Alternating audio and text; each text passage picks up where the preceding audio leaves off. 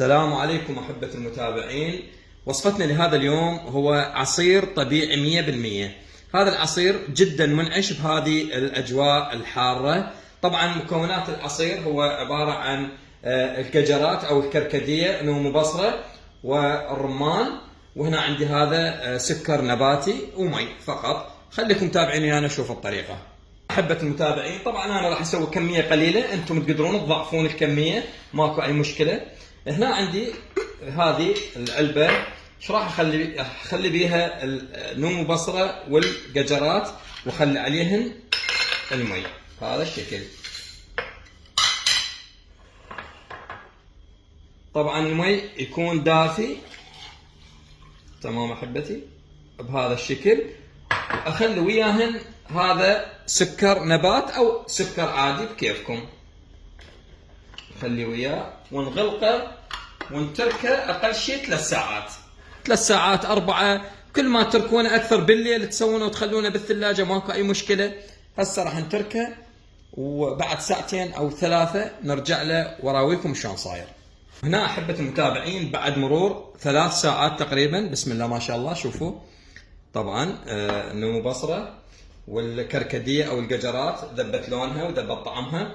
هسه ايش عندي هنا هاي رمانه، طبعا هذا كوب خليت بيه ثلج بهذا الشكل. احنا يعني الصيف وحر الريده بارد، راح اعصر الرمان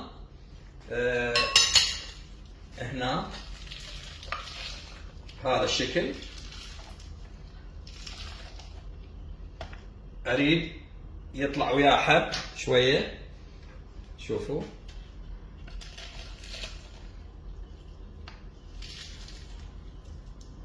بهذا الشكل. هسه خلينا من هذا نجي نصفي هذا، نصفيه هنا بسم الله ما شاء الله. نفتحه ونجي شويه نمرد هذا الشكل. خلصنا منه. هسه خلي هذا الدور وارجع لكم. احبتي المتابعين شوفوا بسم الله ما شاء الله، راح يطلع عندي عصير كوكتيل راقي جدا بسم الله ما شاء الله. طبعا تقدرون تستعملون هذا بالمناسبات. بسم الله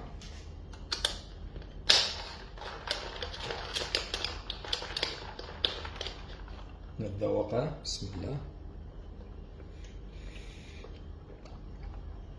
ما شاء الله تبارك الرحمن.